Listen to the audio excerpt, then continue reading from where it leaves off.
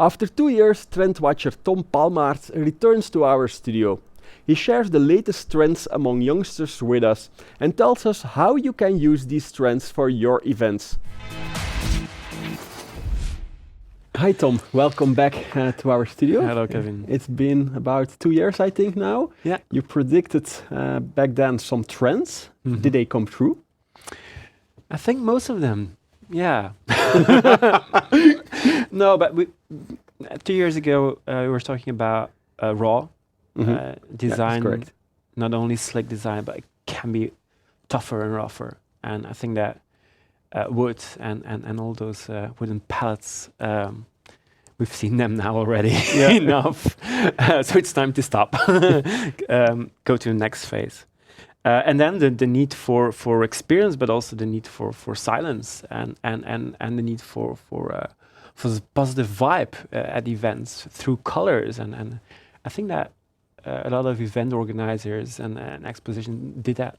Are doing they all it. watched our show and Probably you are so popular, not only in Belgium, worldwide. Yeah. Now it's time to look back to the future Yeah. again. What do you expect? What's coming now for us?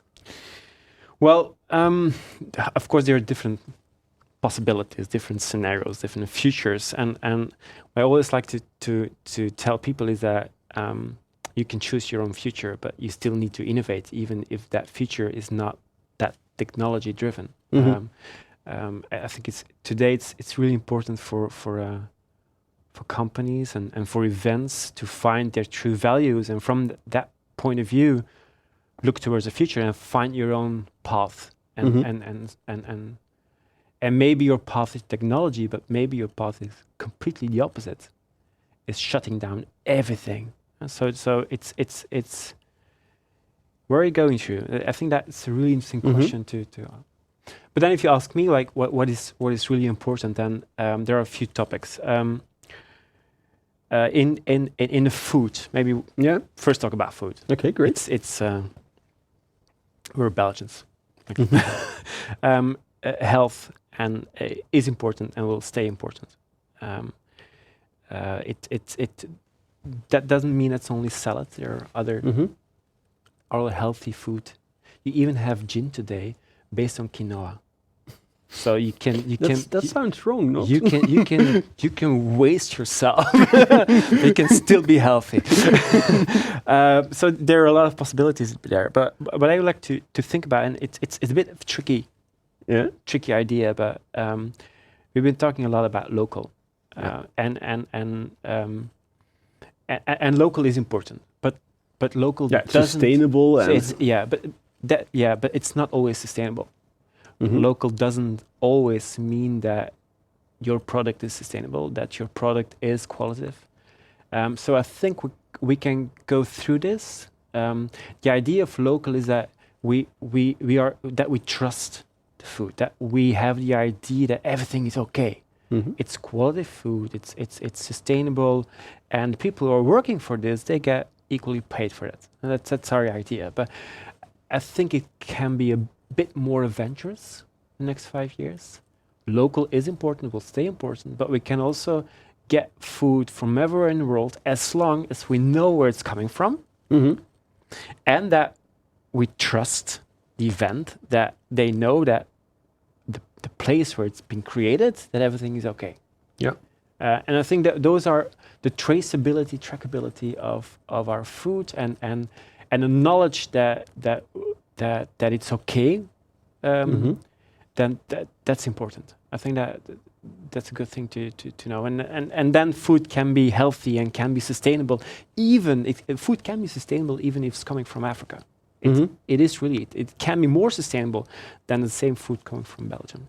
Yeah. So it's about good knowing the mind twist. backstory. It's knowing the backstory, and also as an event organizer, really knowing where it's coming from. And I know that this is a big issue. That it's difficult to know where it's coming from. It's really difficult to know that everything is right there. So this is a new thing that we have to think about, and it can be adventurous.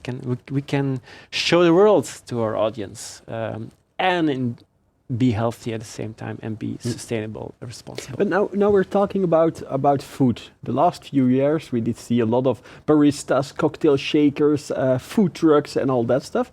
Will we keep seeing them on events, or? Well, we love them, aren't we? And I love my cappuccino and the great cocktail. But if there's somehow a nostalgia around it that it used to be better, that's not true. In the past, it wasn't better. So I think craftsmanship is okay, but we have to think forward. And the beautiful thing is when a crafter today can work together with an innovator or some kind of a tech nerd to go beyond the knowledge of a crafter. A good example is alcohol, gin and tonic. A few years ago, we could give people a really great gin and tonic, but now everybody at home can do this. Yeah. What's the value at an event? What's the value of a really good barista when you talk about gin and tonic? And really a good example of a guy who I appreciate a lot is Ran van Ongevallen. Ran is experimenting with Bacardi and Proof, a kitchen lab. And what they're doing is they are it is through sound waves that they put sound waves inside rum, and they mimic the process of aging process of 3 years in old barrels. Yeah. In barrels. So they instead of waiting for 3 years, having your rum in a barrel, they just do it in 2 minutes and a half by injecting the rum with sound waves. It's a sound wave that we as adults, we can't hear. It appears that children can hear it.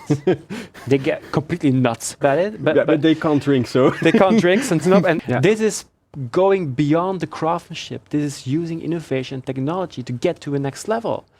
And it's also a story to bring. Yeah, it's true. It's true. And it stays an experiment, because what's going to happen when you do it 3 minutes? Is it going to be 10-year age? It's you have to throw it away. No, it's fun. I like the combination.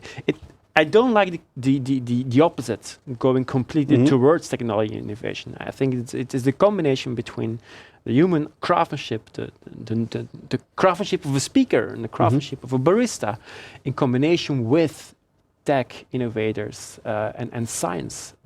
I call it craftific. It's craftsmanship and science coming together. And will it always be bigger, greater, or can it also be less? But 2 years ago, we already said like experience. Experience driven is really important, but also please know that people silence is new luxury. Give people the space and the time to chill and to listen to themselves, actually.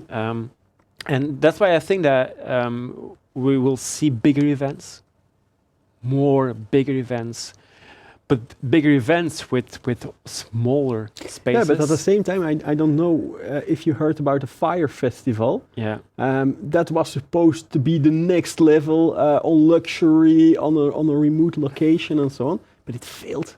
It wasn't doable anymore. You have different directions here, and big can be wonderful. You can give people a really sense of community feeling.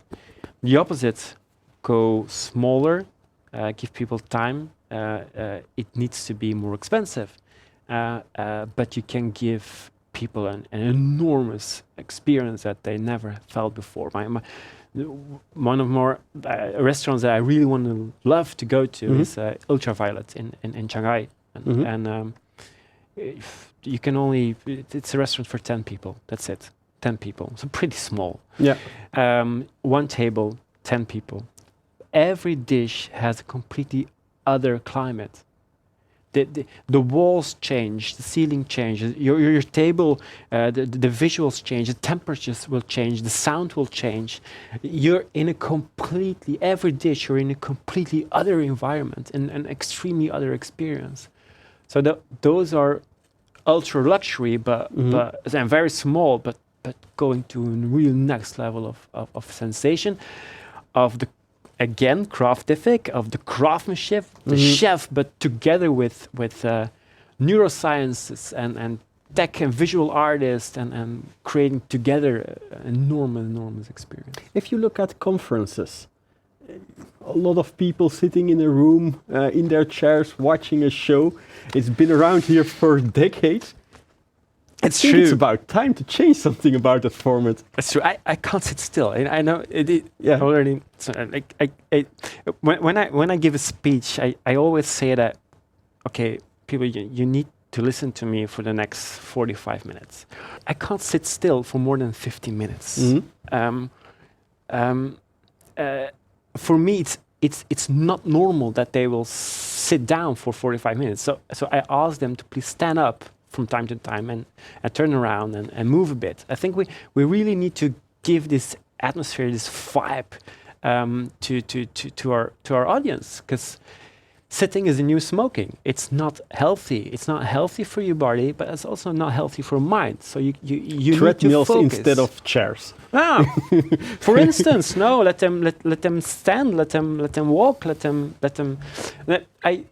Last year I had the opportunity to give a trend talk in Johannesburg, and the audience, I loved them. It was a bit weird in the beginning, but it was a wonderful experience. They sometimes they just stood up and they start yelling, and I was like, what do I do with it? Like, hell yeah! Like, okay, thank you.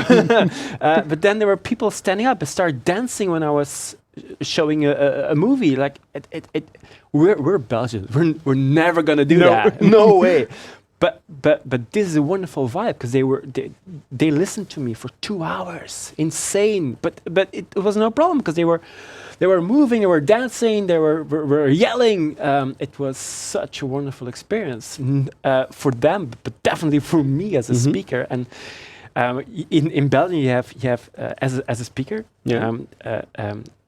I don't like to speak after lunch. Like I don't. Actually, I don't do it. Like, because we drink red wine and like. Is it only in Belgium? Because you travel really, all over the world? It's really typically for Belgium. Yeah, definitely red wine. The impact of red wine, it's terrible. Don't give people red wine during lunch. Don't do that. It's not a good idea. By the way, something completely different. Alcohol is also an interesting topic for events, because first, sobering is getting bigger and bigger. What do you mean with sobering? Not drinking alcohol. Yeah. And we're both Belgians. Yeah. We can't imagine a bar without beer, but it's coming. There are coming to be more and more bars, restaurants with 100 different of waters instead of 100 different of wines.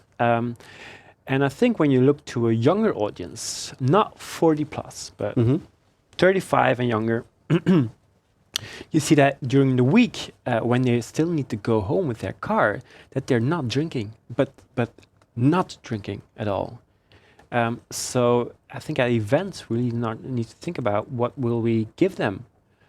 And it shouldn't be only water and some juices. Like be adventurous, like give them really beautiful, great looking, great tasteful mocktails or water with different aromas. You can do research on the impact of the different aromas to your mindset.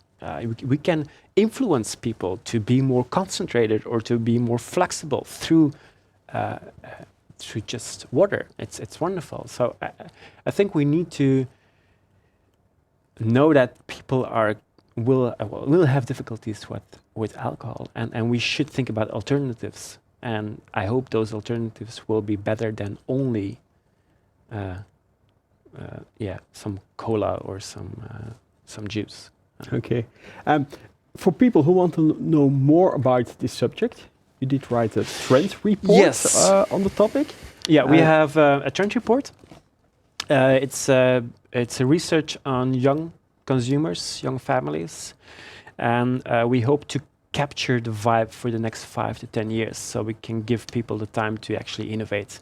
It's a big book, Yeah, I but see. we're really proud of it. Not only about the concept, but also about the design, and we hope to inspire people, and so that next time we see each other, that we can say, look, there are a lot of alternatives Yeah. to alcohol, and look, there's people moving and dancing, Yeah. and we get craftific instead of baristas and coffee makers. And where can we order it? Just on our website, trendtools.com. Okay, Tom, thank you very much. You're welcome, Kev. And you at home, thank you for watching our show. I hope to see you next week.